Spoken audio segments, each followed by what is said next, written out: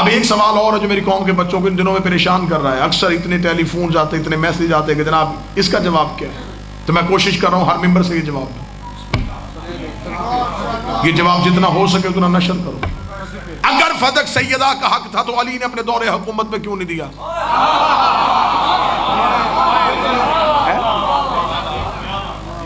ये सवाल है, मौजूद है, अब भी हो रहा है।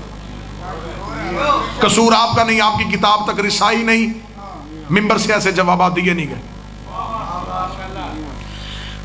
जवाब देने लगा हूं कि मौला अमीर अल मोमिनीन ने अपने दौरे हुकूमत में फदक वापस क्यों नहीं लिया। मैं जरूर इसमें अपने इतने अकली दलाइल देता कि यह भी हो सकता है, यह भी वजह मकूल है, यह भी मकूल है, लेकिन हमारे यहां कानून है कि अगर हमारे पास मासूम की हदीस आ जाए तो हम अपने अकली दलाइल को रोक देते, फिर तस्लीम करते, मान लेते कि फिर मासूम ने कहा है कि अब मासूम ने ये जो हदीस कह दी अब यही कुलिया है। हमारे जवाब देने और मासूम के जवाब में एक फर्क है।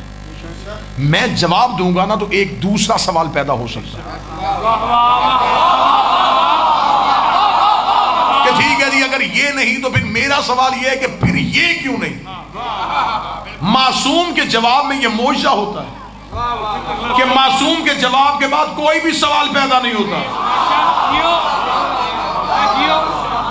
मासूम जवाब सवाल के सारी जेतें देख के देते हैं। अब मैं जवाब मासूम पढ़ूंगा, ये किसी मौलवी की तहकीक नहीं है, ये मंजिल तस्लीम वाले का फैसला। इतना जामे जवाब होगा कि आपको दूसरा सवाल ज़हन में आएगा ही नहीं। सरकार शेषम से पूछा कि मौला फदक अमीर अल मोमिनीन ने अपने दौर में क्यों नहीं दिया। मैं बिल्कुल वो लफ्ज इस्तेमाल करूंगा जो इमाम ने किया। इमाम ने फरमाया हम आले मोहम्मद का ये मजाज है, जो चीज हमसे जुल्मन छीन ली जाए हम दोबारा उस पर इख्तियार इसलिए नहीं करते कहीं जालिम की सजा में कमी ना हो जाए। बादशाह हुसैनी ने हाथों को सलामत रखे, ये हाथ सैयदा के मुकदमे में बतौर गवाही के लिखे जाए।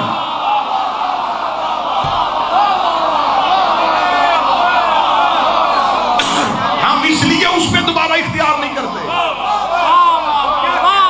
जालिम की सजा में कमी ना हो जाए। अली फदक वापस ले लेते लानत तो रुक जाती।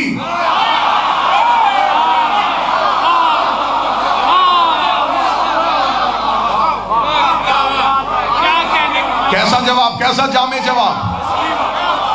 इसमें मैं एक वाकया कोट कर देता हूं। अगर कोई कहे कि ये जवाब तो आपकी शिया किताबों में है, इसका हमारी किताब से रेफरेंस देता हूं, मैं सुन्नी किताब से रेफरेंस देता हूं। रिसालत इमाम जब मक्का में रहते थे तो अपने अबाई घर जो जनाब अब्दुल मुतलब और अब्दुल्ला का था उसमें रहते थे। रिसालत इमाम ने मक्का छोड़ा, मदीने चले गए। अबू लहब ने नबी के खानदानी घर पे कब्जा कर लिया। नबी हिजरत करके मदीना से वापस फिर मक्का आए। जब फतेह मक्का में नबी पहुंचे, फतेह मक्का में नबी ने पहुंचे तो नबी से कहा या रसूल अल्लाह वो जो आपका आबाई घर था क्या उसका कब्जा वापस नहीं। नबी ने फरमाया नहीं, मैं अबू लहब पे लानत को रोकना नहीं चाहता। मुअर्रख क्या लिखेगा कि जब उसका जोर था उसने कब्जा कर लिया, जब मोहम्मद का दौर आया तो उसने कब्जा कर लिया। क्या मैं भी वही फेल करूं जो उसने किया?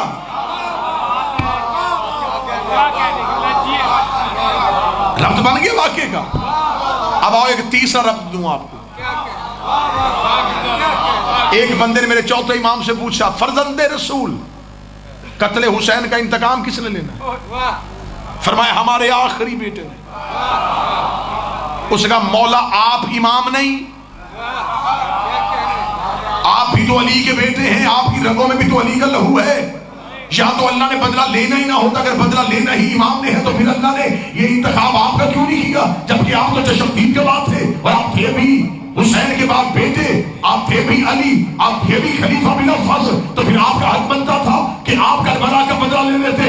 इस जवाब में पूरा मजमा बच्चों के बल भी खड़ा हो जाए। इमाम के जवाब का कद फिर भी बड़ा है। इमाम से कहा मौला आपने बदला क्यों लिया? इमाम ने कहा अगर मैं बदला लेता तो सिर्फ इस दौर के यजीदियों से लेता, बदला बाद में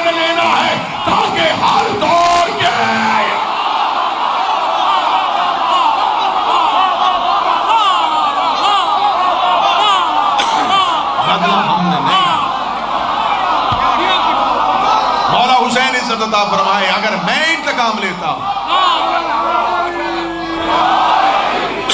तो इंतकाम तो रुक जाता। किसी चीज का इंतकाम एक ही दफा होता है।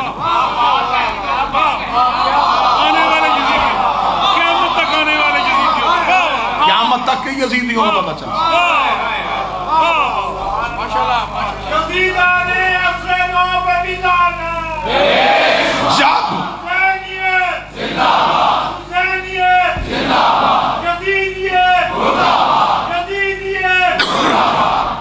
मेरा सुन्नी भाई अगर कोई तशरीफ फरमाए, अगर पहले खलीफा ने ले लिया था तो फिर आपकी किताबों में लिखा है कि उमर बिन अब्दुल अजीज ने अपने दौर में वापस किया।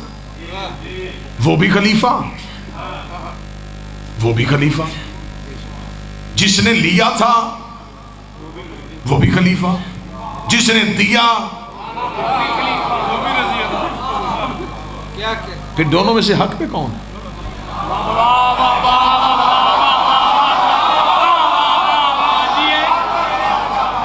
फदक की हिस्ट्री खोलो, फदक का पसे मंजर लाओ। 7 हिजरी में यह जगीर नबी को मिली, 11 हिजरी तक नबी के पास रही। अगर इसमें उम्मत का हक था तो 4 साल नबी ने क्यों नहीं दिया? मौला हुसैन, अगर इसमें उम्मत का हक तो माज़अल्लाह पहला एतराज तो फिर रिसालत पे आ जाएगा। रसूल ने क्यों नहीं दिया? आगे चलो, हाकम ने क्या कह के बीबी से लिया था? ये उम्मत का हक है, तो फिर हाकम ने उम्मत को दिया क्यों नहीं? कोई तो बंदा बैठा तो सुन रहा है कि नहीं?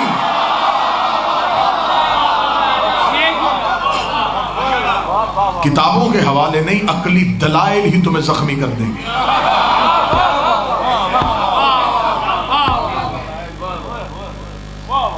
सारी चीजें छोड़ो, एक ही हकीकत तुम्हारे गले का फंदा बन जाएगी। तुमने युताहिरा कुम ततहीरा की मंजिल पे फाइज बीबी से गवाह मांगा कैसे था? ओए होए होए,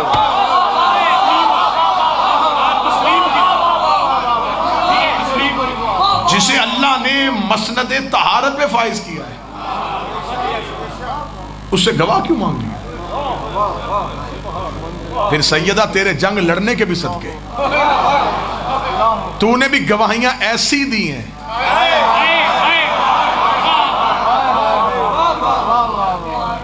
तेरी गवाहियों के इंतखाब के मेरी मुअज्जमा सदके, तेरे पास अबू जर जैसा सच्चा गवाह था, तेरे पास मिन्ना अहले बैत के ओहदे पे फाइज सहाबी भी था,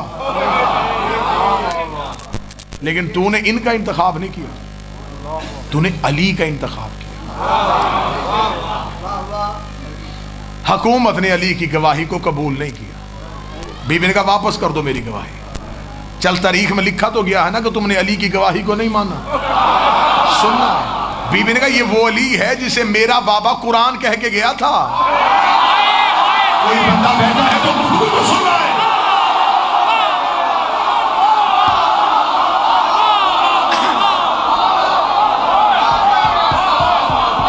तुमने कुरान वापस कर दिया।